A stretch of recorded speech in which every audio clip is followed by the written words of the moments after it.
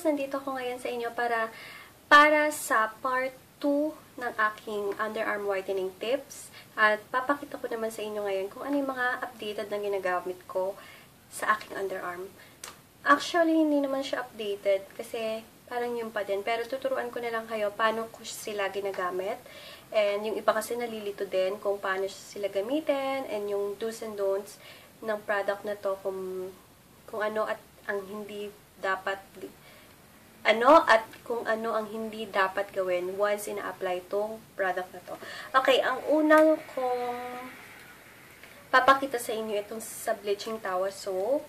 Once pawisin kayo, and gusto nyo din nang mabawasan yung sa mga may body odor na tinatawag, or basta pawisin lang ang kilikili, or yung mga, di ba, may sa mga batok-batok, yung mga batok, kilikili, ano pa ba yung pinapawisan? Sa paa, pwede din to, kasi antiperspirant na din siya na soap, kaya okay na okay to.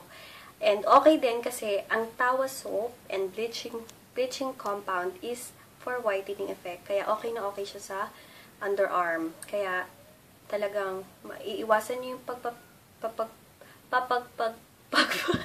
pag-perspire, maiwasan din yung pag-darken ng skin sa underarm. Kaya sa mga pawisin at sa mga gustong pumuti, pwede to sa whole body, hindi lang siya pang kilikili, pang whole body. Lalong-lalo na kung pawisin kayo. Okay na okay din to sa mga lalaki na, di ba, pag mga grade school or high school, pawisin talaga to the max, kaya okay na okay. Then, puputi pa, di ba? Okay, next, ginagamit to pag naliligo. Siyempre, ito yung soap. Next, itong aking Wise Skincare products. Ito is antiperspirant with triple whitener. Dalawa na yung sizes niya. Isang 100 ml and isang 50 ml. Mas makakatipid kayo dito pag ito yung binili nyo. And ang okay kasi dito, liquid siya. Mapapansin nyo, liquid siya. Hindi siya yung roll-on, hindi siya yung parang cream na linalagay na stick. Diba may deodorant na stick? If I'm not mistaken, diba? Then, okay dito kasi organic. FYI, organic siya. And wala siyang madaming chemicals na nakalagay dito. So, very, very good talaga to sa skin. Ginagamit ko to once a day. And pinapayo ko sa mga talagang super dark yung skin, sa underarm, at saka pawisin talaga, gawin nyong 2 times a day. Isa sa morning, pag niligo kayo, then sa night, pag naghilamos na kayo. Super okay to. Paano siya gamitin? Ang daming nagtatanong paano gamitin. Okay, pagkatapos yung maligo, edi nakaligo na kayo, tapos na kayo mag-freshen up, kuha kayo ng bulak. Kuha akong bulak para makita niyo talaga. Itong bulak ko, kuha kayo ng bulak. Ayan. Kuha kayo ng bulak, ilan bang spray? Mga 4 or 3. Basta kayo nang bahala. Huwag naman masyadong basang-basa yung cotton. Basta. Then, pahid lang. 1, 2, 3. Huwag ganito ha. Ganito ang pagpapahid. 1, 2, 3.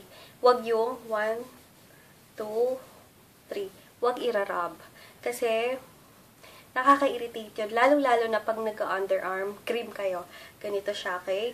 1, 2, 3. Isang stroke. Huwag nyo siyang irarub. Huwag ganito. Huwag nyo irarub sa underarm nyo. Basta yung tinuro ko sa inyo, 1, 2, 3. Okay? Okay, tapos na tayo sa antiperspirant with triple whitener. Super ganda dito, as in whitening effect and organic. Mababawasan din yung pagtutubo ng yung mga balahibo. Ay, balahibo ba yun? Yung mga buhok sa kilikili. Yun, nababawasan din niya. Okay? 2 times a day yun sa mga super dark ang underarm or super pawisin. Pero pasahin mga hindi naman, okay lang ang once a day. Okay, next is itong yung underarm cream. Ang underarm cream ko is may micro-peeling effect. Okay? May micro-peeling effect siya. Sa mga super sensitive ang skin sa underarm, gawin nyo lang siyang 3 times a week. Kasi, ang mangyayari niyan, kung everyday nyo siyang a-applyin, then super sensitive ang skin nyo, kasi hindi naman pare-parehas ng skin sa underarm natin, 'di ba? Ako kasi everyday kasi hindi naman siya masyadong sensitive. Hindi siya sensitive. Kaya everyday pero super nipis, as in konting ano lang, konting dot lang, then kinakalat ko lang sa aking underarm. Then pag napapansin niyo na parang nagre-red, or pag nakikita niyo na malapit na siyang mag-peel, stop niyo na and hintayin niyo na siya mag-peel. Then wag niyo muna siyang lagyan ng antiperspirant or kahit yung cream. Yung soap lang muna, yung gusto niyo soap. Pagpahingahin niyo muna siya kasi hayaan niyo siya mag-peel. And don't you ever basta wag niyo siyang kamutin, wag niyo siyang ipil, yung, di ba, yung iba, sobrang na-excite, ipipil na agad kahit hindi pa naman. Wag gagawin yon, wag na wag, kasi mangingitim lalo yung underarm nyo. Basta hayaan nyo lang mag-peel, hayaan nyo lang mag-red, basta makikita nyo yan, di ba, mangangati minsan, di ba? Sa akin din kasi nangyari yon. Pero wag na wag nyong kakamutin or ipipil agad kasi mangingitim siya. And stop nyo na. And tansyahin nyo na lang kung pwede na ba siyang lagyan ulit ng cream or what. Kasi makikita nyo naman pag ano, 'di ba? Tapos na yung pagpipil. Pero pag nagpil na, pagpahingahin niyo muna yung underarm niyo ng 1 week. Kahit na ito lang muna yung gamit niyo, wag na muna ang underarm cream. Kasi ito talaga is with micro peeling effect. Ano siya, talagang to the highest, hindi naman to the highest level. Super effective to, lalo na kung mahiyangan ka. So, swerte mo pag nahiyangan ka, as in swerte. Ayun guys, ano pa ba yung mapapayo ko? Mapapayo ko lang is, nagwa-wax lang kasi ako. Alam niyo ba kasi pag nagwa-wax, nung nag-start ako mag-wax, talagang naglasan yung pagtubo ng aking balahibo, or balbon, bulbol? Sorry. Balbon, balahibo, sa kilikili ko. Talagang nag-lessen. Ngayon, alam niyo, mga 3 to 4, or mga pinakamadami na yung 6, mga ganun, tumutubo. Talagang, konti na lang sila. Pero winawax ko pa din kasi ayoko ng bunot. Kasi nagkaka-chicken skin ako pag nagbubunot. So, ayun. Basta may part 1 naman tong aking underarm whitening tips, 'di ba? Lalagay ko yung part 1 niya sa description box. And ilalagay ko na lang na caption dito is underarm whitening tips part 2. Yun na lang siguro.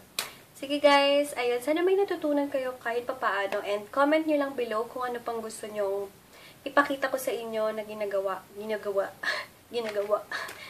ko sa sarili ko. And I'll do my best talaga na mapakita sa inyo or ma-film ko sa inyo kung anong gusto nyo makita. Ayun guys, thanks for watching and don't forget to like this video and subscribe. Maraming salamat!